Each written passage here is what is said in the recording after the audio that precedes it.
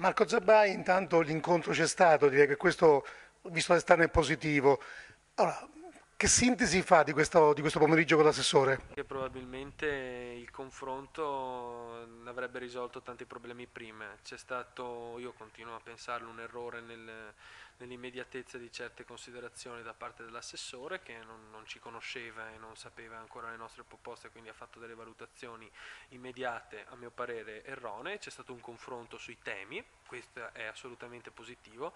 Abbiamo condiviso delle considerazioni e penso che possa essere positivo per tutti quanti. È importante che le istituzioni si pongano con questo tipo di tavoli e noi siamo i primi ad accoglierlo, anche perché il nostro obiettivo è fare il bene degli studenti di Vicenza come del Veneto e del resto d'Italia, quindi se riusciremo ad aprire un confronto su questo siamo i primi a volerlo.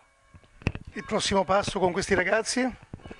Ma io ho dato la mia disponibilità sui punti che abbiamo visto essere comuni, primo fra tutti il benessere, come ha detto anche Marco, dei ragazzi e delle ragazze degli istituti superiori.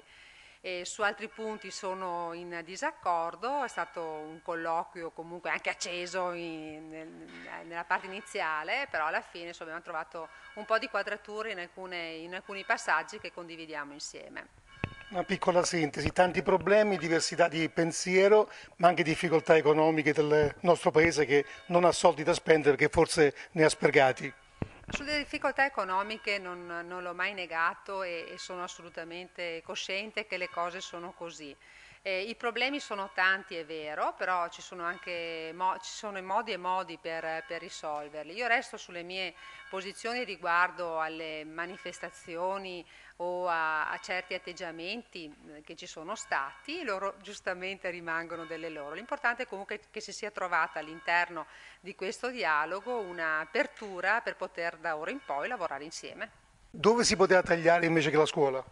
Beh, ci sono tanti settori, per quanto riguarda il nazionale, ci sono spese militari, per esempio, esagerate dal nostro punto di vista, o dal punto di vista regionale, assessorati inutili che sono stati comunque finanziati, come l'assessorato all'identità veneta.